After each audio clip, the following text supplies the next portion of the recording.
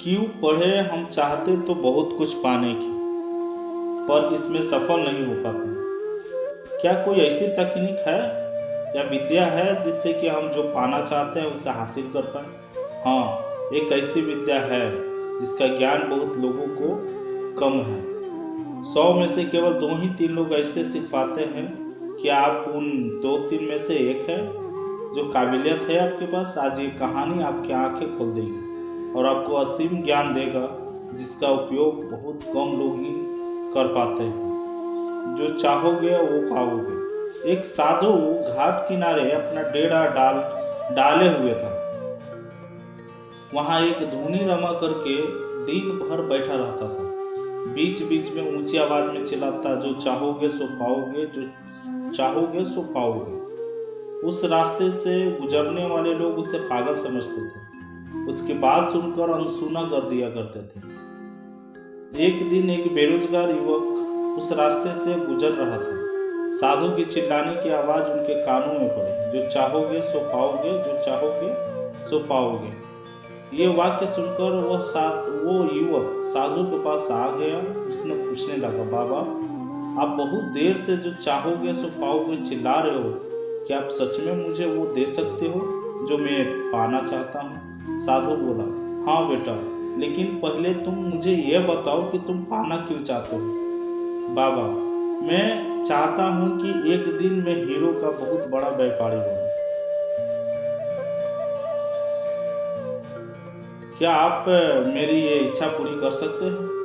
बिल्कुल बिल्कुल बेटा, मैं तुम्हें एक हीरा और एक मोती देता हूँ। उससे तुम जितने चाहे हीरे मोती बना लेना। साधु बोला। साधु की बात सुनकर युवक की आंखों में आशा की ज्योति चमक उठी। फिर साधु ने उसे अपनी दोनों हथेलियों आगे बढ़ाने को कहा। युवक ने अपने हथेलियां साधु के सामने कर दी। साधु ने पहले उसकी एक हथेली पर अपना हाथ रखा और बोला, बेटा, यह दुनिया का सबसे अनमोल हीरा है। इसे समय कहते हैं। इसे जोर से अपनी मुट्ठी में जकड़ लो।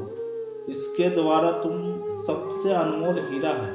इसे जितने चाहे उतने हीरे बना सकते हो। इसे कभी अपने हाथों में से निकलने मत देना। फिर साधु ने अपना दूसरा हाथ युवक की दूसरी हथेली पर रखकर कहा, बेटा, यह दुनिया का सबसे कीमती मोती है। इसे धैर्य कहते हैं। जब किसी धैर्य कार्य में समय लगाने के बाद भी वांछित परिणाम प्राप्त न हो तो उसे धैर्य नामक की मोती को धारण कर लेना। यदि यह मोती तुम्हारे पास आए तो तुम दुनिया में जो चाहो वो हासिल कर सकते हो। युवक ने ध्यान से साधु की बात सुनी और उन्हें धन्यवाद कर वहां से चल पड़ा। उसे सफलता प्राप्ति के 2 गुरु मंत्र मिल गए। उसने निश्चय किया कि वह कभी अपना समय व्यर्थ नहीं गंवाएंगे और सदा धैर्य से काम लेगा। कुछ समय बाद उसने हीरे के एक बड़े व्यापारी के यहाँ काम करना प्रारंभ किया। कुछ वर्षों तक वह दिल लगाकर व्यवसाय कर हर गुण सीखता चला गया। एक दिन अपनी मेहनत और लगन से अपना सपना साकार करते हुए हीरे का एक बहुत बड़ा व्यापारी बना। लक्ष्य और प्राप्ति के सदा समय और धैर्य नाम के हीरे और मोती अपने साथ रखें। अपना समय कभी व्यर्थ न जाने दे और कठिन समय में धैर्य का दामन न छोड़े।